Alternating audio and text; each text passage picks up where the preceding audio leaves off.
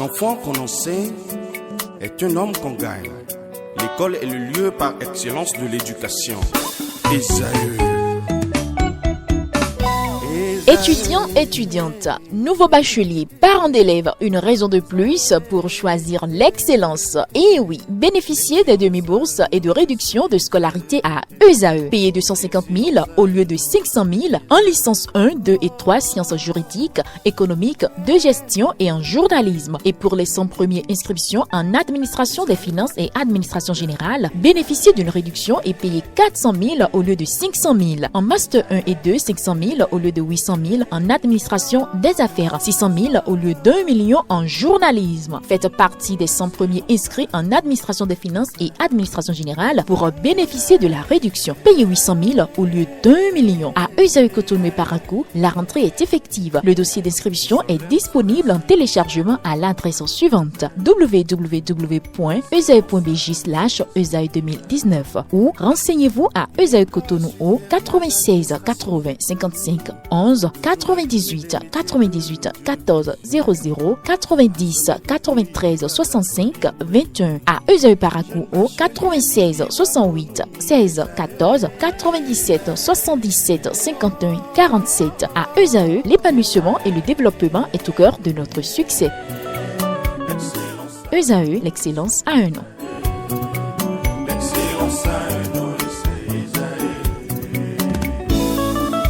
La rumba, c'est la musique des sages. Et Esaü, c'est l'école des sages. Bonsoir chers internautes, c'est le samedi et c'est votre émission Ici tout se raconte et c'est sur Esaü Télévision. Qui veut d'une relation sans éclat de voix ou alors qui veut vraiment d'un partenaire aux mêmes opinions et surtout sans personnalité? Moi, pas et je n'en connais pas. Alors cet après-midi, nous allons discuter à travers le thème « Une relation amoureuse sans dispute est une association d'hypocrites ». Pour ce débat, j'ai sur le plateau avec moi Adebada, il est juriste et consultant antique. Bonsoir. Bonsoir Tatiana. Également Et bonsoir aux internautes. Également avec nous, Monsieur Noué Cassius Dotou, il est chroniqueur et consultant en communication et relations publiques. Bonsoir. Bonsoir chers internautes. Elle n'est plus à présenter, hein. Elle c'est le docteur Karel Gagné. Bonsoir docteur. Bonsoir Tatiana, bonsoir aux internautes et bonsoir le plateau. Heureuse de retrouver la team. J'en suis ravie également. Lui aussi, il n'est plus à présenter, il s'agit de Claude Alofa, il est journaliste. Bonsoir. Oui, bonsoir. Voilà, le décor ainsi planté. La première question, hein, c'est pour monsieur Noué. Alors dites-nous, pour certaines personnes, les disputes apportent un peu de piment, un peu du vent frais et voire de la nouveauté dans le couple. Oui, bien évidemment, les disputes, il faut d'abord dire qu'elles sont inhérentes à la vie en général et plus principalement à la vie en couple. Les relations amoureuses, les hommes doivent le savoir, n'ont jamais été un fleuve totalement tranquille. Nous sommes d'accord. Lorsque vous acceptez de vivre, c'est se mettre au préalable en tête que vous devez également gérer ce que le sociologue Jean-Claude Kaufmann appelle les moments de contradiction dans la vie de couple. Vous allez gérer les différences, puisque vous êtes l'issue de plusieurs entités éducatives. Vous n'avez pas eu les mêmes éducations, vous n'avez pas le même parcours, vous n'avez pas les mêmes expériences de la vie. Et par conséquent, lorsque vous êtes appelés, c'est-à-dire deux êtres, l'homme et la femme, sont appelés à vivre le chemin conjugal, ils doivent savoir que les disputes les attendent. Et lorsque ça s'éclate, il faut trouver la diplomatie nécessaire pour les surmonter. Cela permet de faire ce que je peux appeler le suivi-évaluation. Nous sommes d'accord de la vie conjugale. Docteur. Les disputes dans un couple, telles que l'a dit Noé tout à l'heure, ça ne peut pas en manquer. Et déjà, quand vous êtes dans une relation fraternelle entre grand frère et petit frère, grande soeur et petite soeur, il y a toujours de ces disputes-là parce que on n'a pas, même les jumeaux nés du même placenta n'ont pas les mêmes comportements, on n'a pas les mêmes éducations et quand on vient se mettre en couple, c'est deux habitudes que vous agencez, ces deux comportements, deux éducations qui sont peut-être parallèles, que vous ramenez ensemble pour en sortir une seule éducation. Et vous savez, aller à l'apprentissage à deux, c'est souvent compliqué, déjà qu'on est adulte et qu'on s'est fixé des principes au départ de sa propre vie en étant déjà célibataire. Vous vivez selon des principes. L'autre également vit selon des principes. Et n'ayant pas les mêmes principes, il faut arriver à faire le brassage entre les deux. Et au cours de ce brassage-là, oui, les disputes peuvent venir et ça peut exister et ça devrait exister pour le bien-être de tout chacun dans le couple. Monsieur Bada, d'autre par contre, estime que dans une relation, les disputes permettent à l'un comme à l'autre partenaire de garder sa personnalité. Oui, il faut d'abord remarquer que les disputes ne sont pas systématiques dans une relation amoureuse. C'est vrai que quand la relation devient platonique, les disputes viennent mettre du piment et permettent un rebondissement dans la relation. Mais quand vous êtes dans une relation amoureuse et que vous êtes absorbé par l'amour que vous avez pour votre partenaire et que son bien-être devient votre souci permanent, vous êtes tellement absorbé au point que vous arrivez à anticiper beaucoup de choses qui, in fine, vont empêcher l'existence des disputes ou plutôt les minimiser. Et je peux vous dire que quand vous aimez à ce degré, de l'extérieur on peut penser que vous êtes fou, vous êtes bête, mais vous êtes dans une joie permanente et vous évitez systématiquement ou de par réflexe toutes sortes d'écueils. Et là, vous minimisez l'arrivée et l'existence des disputes. Maintenant, dans un couple, la dispute, comme on l'a dit tout à l'heure, ça, vous me rappelez un peu le début de la fin de la question, s'il vous plaît? Oui, alors je veux savoir si pour certains, hein, lorsqu'il y a une dispute dans un couple, ça permet à certains partenaires de garder leur propre personnalité. Oui, en fait, comme l'a dit les autres intervenants, mes prédécesseurs, chacun de nous vient avec sa personnalité. Et nous venons avec ce qui fait notre originalité. Et les disputes viennent montrer qu'il y a des heures. Donc il y a des points d'achoppement dans notre vécu. Et c'est dans la tentative de résolution de ces points d'achoppement-là que nous avons les disputes. Alors, il faudrait qu'il y ait de temps en temps des disputes pour que chacun puisse mieux connaître l'autre et savoir ce que l'autre attend de lui. Donc dans un couple, non seulement ça vous permet de garder votre personnalité, mais ça vous permet également de mettre en commun ce patrimoine personnel que vous avez à mener dans la relation.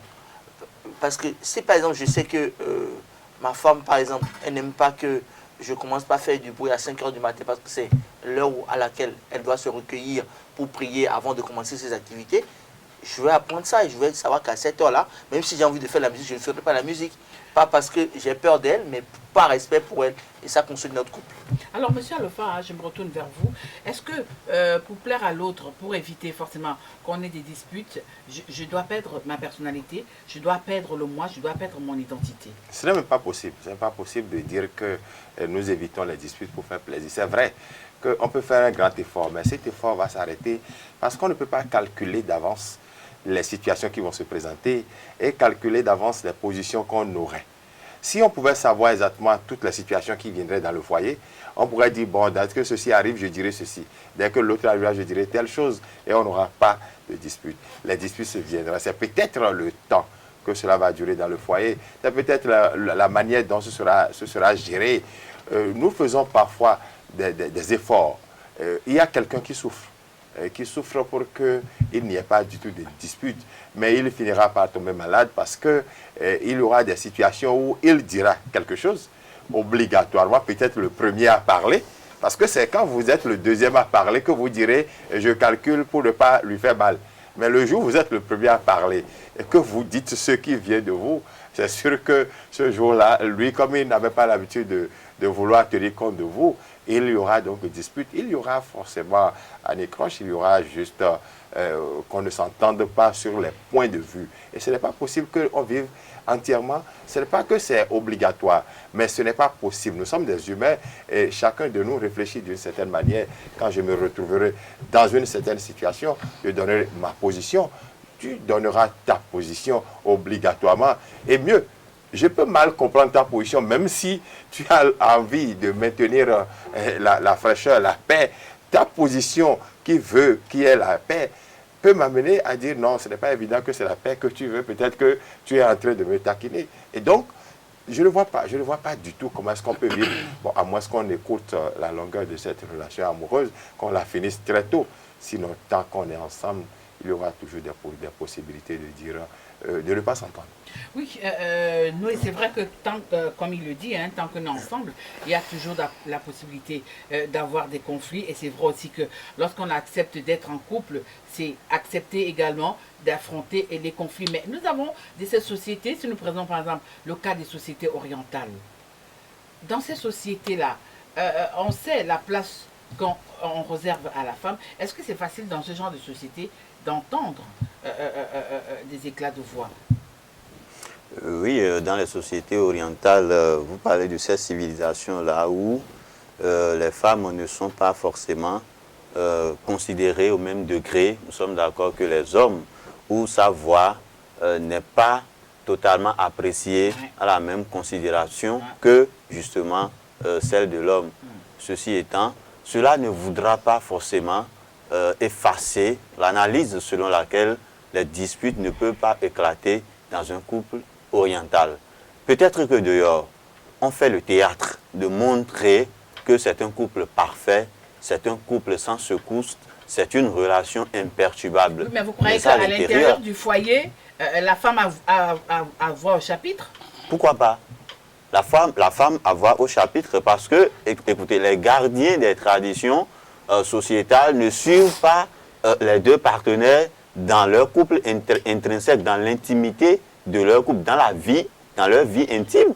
Non, si la femme constate que, écoutez, nous sommes sortis aujourd'hui et que mon mari a gaffé ou il y a un antécédent qu'elle n'a pas apprécié, pas docilité et respect aux traditions, elle peut se taire et arriver à la maison, peut-être au lit, trouver le moyen nécessaire. Ça, c'est les voies de recours pacifiques. Et dire qu'aujourd'hui, nous sommes d'accord. Il y a d'autres voies? Il y a d'autres voies. Par exemple, il y en a qui s'éclatent. Il y en a qui n'arrivent pas à contenir les frustrations. Tout de suite, sur la place publique, elle peut tenter de l'exprimer par un regard insupportable. Elle peut tenter de l'exprimer par un refus gestuel. Nous sommes d'accord pour manifester justement une malcompréhension, une mésentente.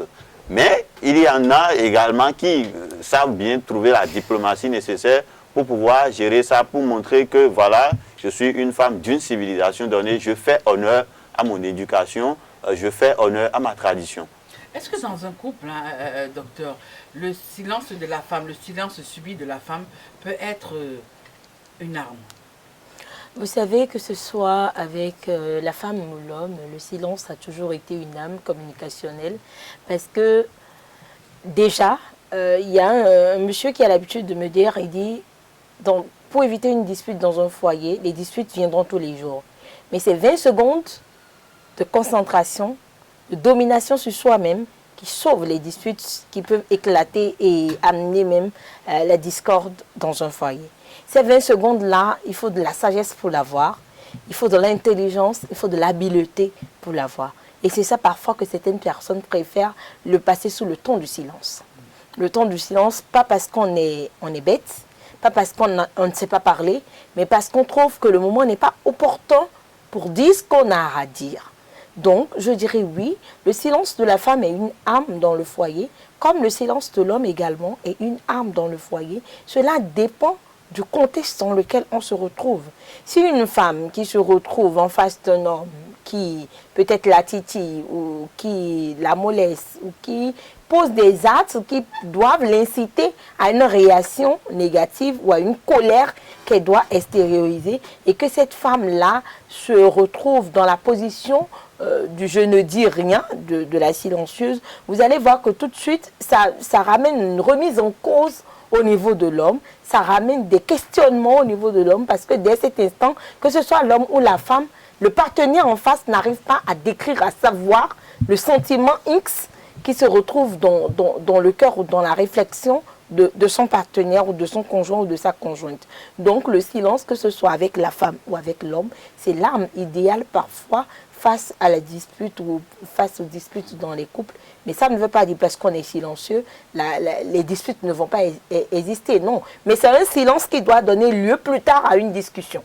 Sinon que le bas va toujours demeurer. Alors, Monsieur Bada, à côté de ça, nous avons des couples qui se la coulent douce, hein, sans dispute, sans tintamarre.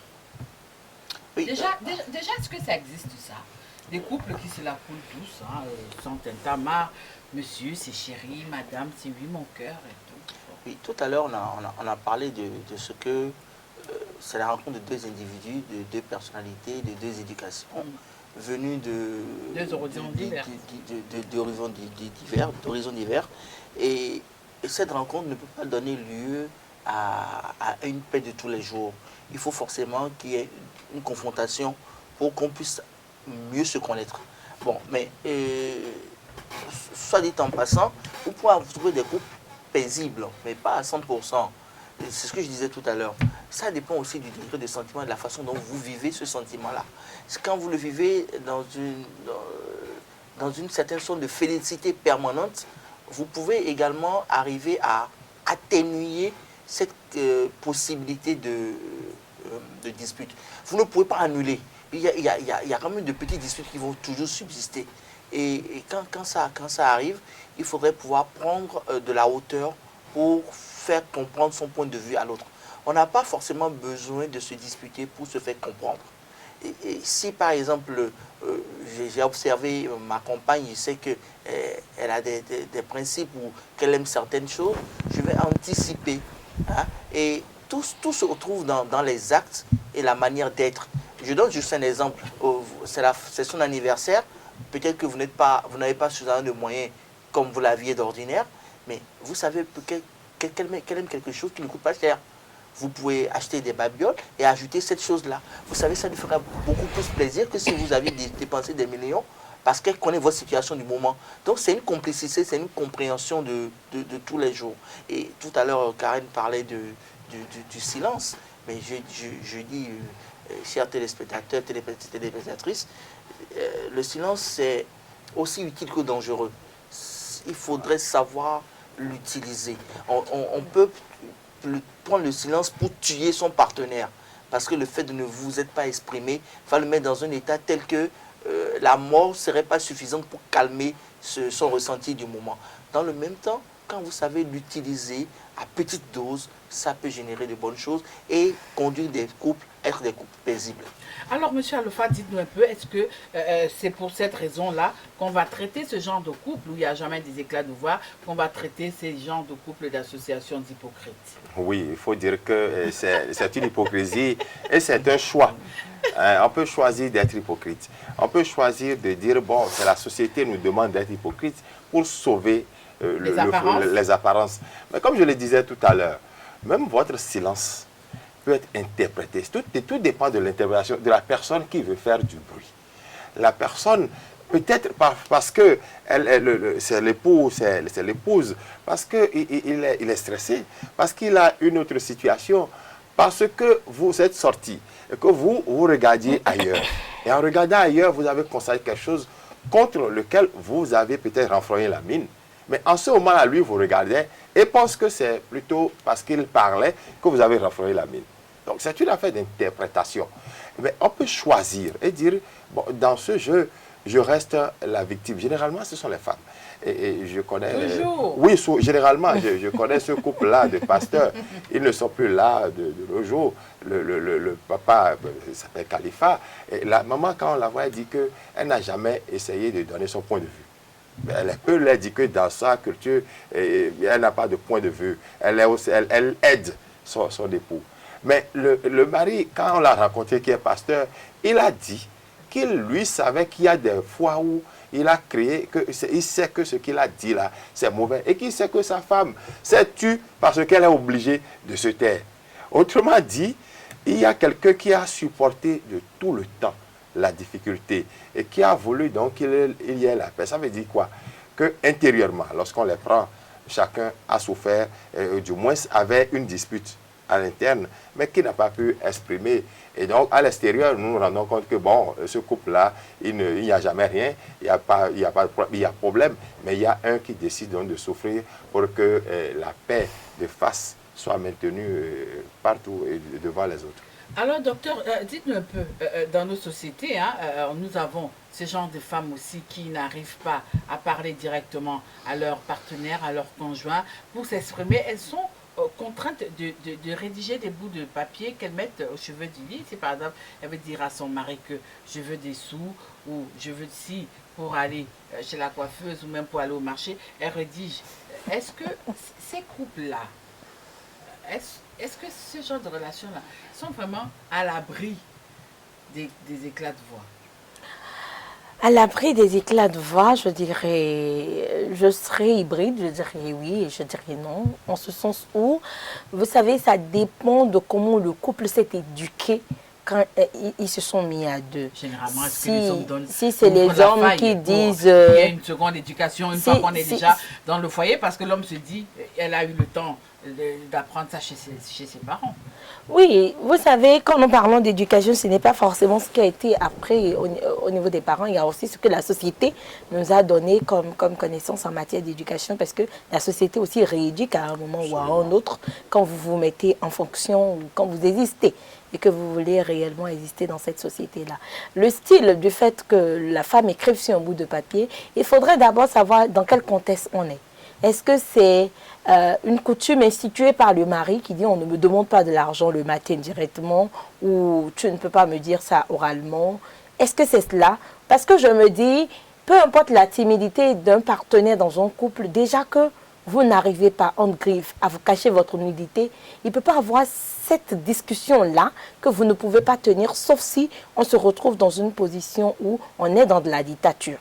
Si on est dans de la dictature conjugale, là, d'accord, l'homme peut imposer à la femme ce qu'il faut faire, même si elle n'est pas partante pour, même si elle n'est pas d'accord pour cette option de fonctionnement. Là, elle se dit, parce que je suis déjà dans le couple, parce que la société ne me permet pas de divorcer et de partir, parce que je ne veux pas écoper des préjugés des autres dans la société, je me plie aux règles qui s'imposent à moi pour y chercher à ma manière mon épanouissement, même s'il n'est pas total.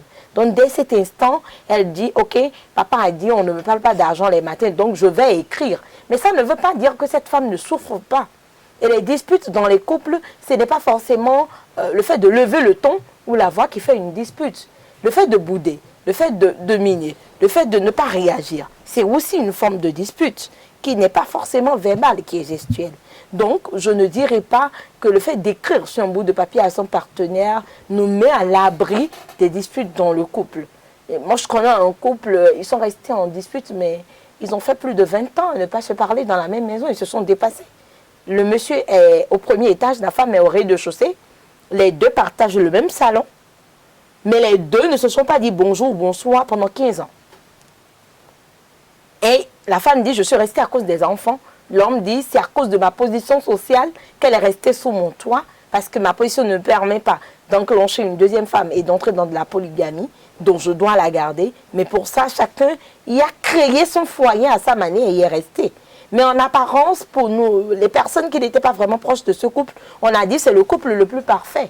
Mais le jour où les deux se sont assis pour étaler ce qu'ils vivent depuis 15 ans, eh ben, tout le monde a détalé. Oui, mais est-ce qu'un couple qui n'a pas de dispute peut, premièrement, perdurer? Et est-ce que ce couple peut connaître une certaine stabilité, Noé? Merci beaucoup. Si un couple qui ne connaît pas de dispute peut perdurer, et peut connaître une certaine stabilité. C'est difficile, vraiment difficile, parce que honnêtement et objectivement, je ne connais pas de couple qui n'ait jamais affronté de difficultés. Le pasteur peut avoir des démêlés avec sa femme, on les appelle souvent prophétesses. Le président de la République peut gérer des moments de doute et de contradiction avec la première dame. Le pousse-poussier, le portefeuille de Tokpa peut gérer, nous sommes d'accord, des entrechocs avec sa petite revendeuse de toffee ou tout ça à la maison. Ça fait partie des faits de la société. Ça fait partie des faits d'intégration. Le mariage, c'est un contrat. C'est un contrat social. Et chaque contractant doit savoir que en entrant dans la jouissance de ce contrat-là, il y a des difficultés à gérer. Dire que affirmer, ou bien ce serait une affirmation totalement gratuite, de déclarer ici qu'il existe des couples qui n'auraient pas connu de difficultés. Soit ce couple n'existe pas, soit ce couple va s'étioler dans un temps vraiment court. Oui, mais M. Bada, c'est notre émission Ici tout se raconte. Bon, c'est une émission sans tabou. Vous, en tant qu'homme, hein, est-ce que dans une relation, vous êtes pour ou contre les disputes? Je dirais oui et non. Ça dépend de la personnalité. 50-50 toujours. Non, pas toujours. Mais je dirais oui et non. Je dirais oui et non parce que en fonction de la personnalité de mon partenaire ou de ma chérie, je saurais comment réagir. Nous avons 4 types de personnes. Nous avons les sanguins, les colériques, c'est pas moi. Enfin, il y a 4 types de personnes. J'oublie les 2 autres. Les phlegmatiques et les... Bon, bref. Bah ouais, anyway, Donc, les laisser faire. Les Voilà. lunatiques, les timides. Non. Donc, en fait, si j'ai affaire à quelqu'un qui est phlegmatique ou mélancolique, ma réaction est différente de ce que je ferais par rapport à un colérique ou un sanguin. Donc, le sanguin, il parle beaucoup, c'est quelqu'un qui est très taquin. Le colérique, c'est un leader qui est né. Le phlegmatique, il est là pour exécuter. Le mélancolique, il est très analytique. Donc, quand je prends la personnalité que j'ai en face de moi, ma réaction n'est pas la même. Il y a des gens avec qui vous n'aurez même pas besoin d'avoir recours aux disputes. Parce qu'il suffit juste qu'il y ait quelque chose qui ne va pas, vous assez par rapport à telle situation. On ne s'impose pas. On fait des suggestions. Et l'autre dit, ah ok, ça c'est bien. Et ça roule.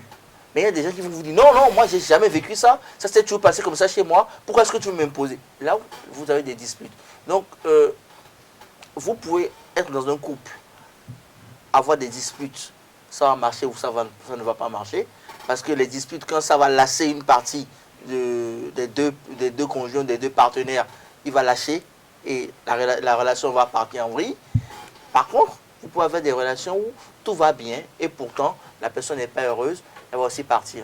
Donc, tout est question de la personne à qui vous avez affaire. Si la personnalité de la personne le permet, vous allez vivre heureux. C'est pour ça qu'il faut vous connaître suffisamment avant de vous engager dans une relation durable. Oui, monsieur Alofa, est-ce que vous, en tant qu'homme, hein, généralement, on croit souvent que c'est les femmes qui parlent beaucoup. Bon, on a constaté que depuis un moment, les hommes ici ne sont pas de marbre concernant on a dit, il paraît. Est-ce que si, chemin faisant, vous rencontrez ce genre de couple, est-ce qu'il peut vous arriver d'envier ce genre de couple où il n'y a pas d'éclat de voix, où le monsieur et la dame sont en parfaite harmonie? Même si c'est pour jouer une scène de théâtre. Oui, le problème est celui-ci. Hein, je pense qu'à un moment donné, il faut que l'un reconnaisse que l'autre souffre. Que l'autre souffre, que le foyer soit en paix, qu'il n'y ait pas de dispute. Et quand cela arrive ainsi, il est important que l'un, celui-là qui essaie qu'il est auteur des disputes, qu'il prenne la responsabilité de faire plaisir. Est-ce que généralement c'est que c'est l'homme? Est-ce que l'homme est toujours prêt à plier les chines? Non, pas plier les chines. Je ne parle pas de plier les chines, c'est de reconnaître que l'autre est en train de souffrir. Pas pour dire que, bon, maintenant là, je suis fautif. Non, c'est pour dire, mais l'autre, tu as quand même souffert pour le foyer. Et tu as donné beaucoup pour que nous puissions avoir la paix. C'est de pouvoir reconnaître que s'il n'y a pas bruit dans ma maison, c'est parce que cette dame-là ne dit rien. Non, s'il n'y a pas de bruit, voilà, s'il n'y a pas de bruit, bon, d'accord, si vous voulez ainsi, généralement, c'est normal. C'est normal que l'homme, non, c'est normal que l'homme puisse parler. Vous voyez, tel que nous sommes constitués, nos conditions physiques exigent de nous certaines réactions dans certaines situations. Oui, justement, en parlant de réactions, lorsqu'il y a dispute dans un couple, monsieur Noé, peut-être, je peux me tromper, chers internautes, c'est toujours la femme qui tient l'olivier de la paix. Les hommes, vous avez toujours cet égo-là? Non, moi je dirais plutôt que c'est relatif. Est-ce qu'il vous arrive de reconnaître vos torts face à votre conjointe? Mais pourquoi pas? C'est une question de... Bah non, c'est pas parce que nous sommes devant les écrans. Non, je ne veux pas faire de l'impressionnisme. C'est une question d'abord d'humilité et d'éducation. Voilà. Et puis lorsque vous affirmez de go que c'est la femme qui est la faiseuse de paix dans un couple, c'est relatif. Ce n'est pas conventionnel, ce n'est pas une assertion qui est... accepter de cette façon. Parce qu'il existe des femmes qui sont de vraies animatrices de Tentama dans un foyer. Hein? Et ça, là, bien sûr, c'est du tam-tam, du saxo. Et puis l'homme, parfois, quand il finit au service avant de revenir à la maison, il réfléchit par 2 ou 3 fois. Et pour éviter de vivre cette déchéance, pour éviter de vivre régulièrement cette situation de frustration, l'homme est obligé de retarder son arrivée du boulot. Soit il vient, la femme est déjà au lit, il vient se couche, demain, il se disloque. Et ces couples-là, finalement, finissent en queue de poisson. La seule femme sur le plateau, certainement, vous aurez un autre son de cloche. Autre son de cloche, je dirais non, parce que l'apanage de la paix n'est pas l'apanage uniquement d'une femme. Il y a des hommes que vous trouvez qui sont très pacifiques. Dans le même temps, vous trouvez des femmes qui... Pourquoi dit-on souvent que c'est la femme qui est la source de paix? C'est parce que c'est elle qui est au cœur du couple. C'est elle souvent qui dit ça, ce n'est pas bon, papa, ça, ce n'est pas bon. C'est elle qui ressort les éléments. Et c'est encore elle qui a la capacité d'y ramener la paix parce qu'elle peut afficher les faits comme ne pas l'afficher. Et c'est dans le cas où elle ne l'affiche pas qu'on trouve qu'elle est celle qui garde la lanterne de la paix. Mais dans le même temps, on rencontre des hommes qui sont des hommes qui n'aiment pas trop les disputes, qui n'aiment pas là où il y a les tensions et qui font tout pour qu'il y ait la paix. Quand je prends l'exemple de mon foyer, par exemple, je fais une parenthèse où je donne l'éloge à mon époux que sur des discussions données, il est celui qui garde le plus silence parce que quand il arrive des fois et je commence... C'est une véritable boule d'énergie. Non, ce n'est pas une véritable boule d'énergie, mais parfois, vous savez, les hommes, parfois, ils ont des compréhensions. Et on se ressemble là. Ils ont des compréhensions. Non, son homme me ressemble. Ils ont des compréhensions. Vous savez, dans le temps, il y a des... Ça dépend du sujet sur lequel vous êtes. Par exemple, moi, mon époux, il y a des sujets sur lesquels, quand vous parlez, au moment où tu t'exprimes ou au moment où tu donnes ton point de vue, et il sent que le ton chez toi est monté ou que la colère y est, il ne parle pas. Il peut rester là, il te regarde, il sourit, et puis il dit, bon, maman, on en parle le soir. Et il disparaît. Parce qu'il sait que le temps qu'il revienne, ça va chuter ta tension avant qu'il... Donc, dans ce cas, je dirais que face à ce problème-là, c'est lui qui a été pacifique. Dans le même temps, il y a des faits où ça dépend, comme l'a dit monsieur Alofa, ça dépend de ce qu'on a regardé et du sentiment, de l'état d'âme du conjoint au moment X où le fait se produit. Où c'est lui qui s'alarme et je trouve qu'il faut qu'il patiente. Donc, les deux sont les faiseurs de paix. Ça dépend du problème face auquel on se retrouve. Alors, justement, vous allez garder la parole et ce sera à la fin, dernier tour de table. Une relation amoureuse sans dispute est une association de deux hypocrites. Est-ce que vous êtes d'avis? Pas forcément une association de deux hypocrites, mais n'empêche qu'il ne peut pas avoir une relation qui puisse exister sans dispute. Parce qu'on se jauge mieux par les disputes, on se comprend ou on se connaît beaucoup plus et on arrive... Parce que quand vous avez... Il y a un fait que vous cherchez à comprendre et qu'il n'y a pas de dispute autour. La dispute, ce n'est pas forcément que vous allez au mai, vous vous bagarrez. Non, mais chacun expose son point de vue et c'est ça qui fait votre existence. Ça permet plus tard que le même fait n'arrive plus. Et cela donne une longévité en griffe à votre couple. S'il n'y a pas de dispute, c'est que vous n'êtes pas encore en couple, vous êtes en essai. Noé? Oui, je pense que on ne peut pas concevoir un couple sans discussion.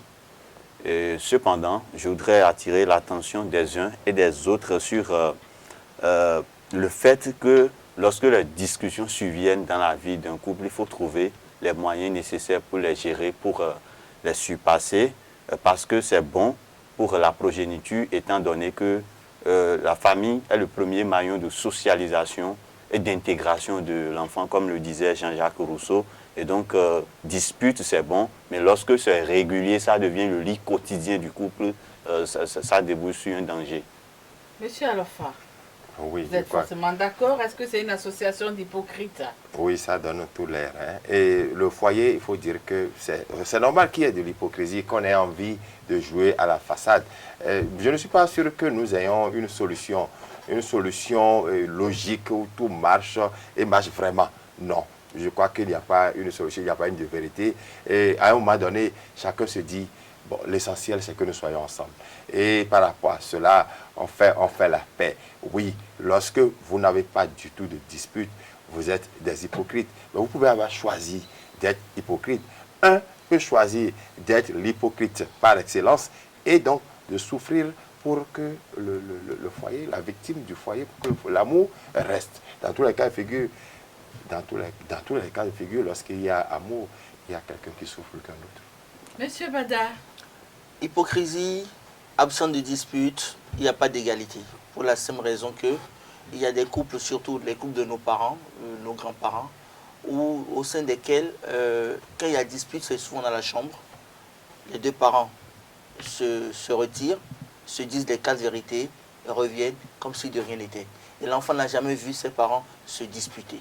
Nous avons aussi des couples où les partenaires, quand l'un hausse le ton, l'autre se calme. Quand l'autre hausse le ton, le second se calme. Pas parce qu'ils sont en train d'être des hypocrites, mais parce qu'ils ont le souci de construire un foyer solide où règne l'amour et la paix. Personne n'a envie de vivre dans un milieu où il y a tout le temps de la guerre.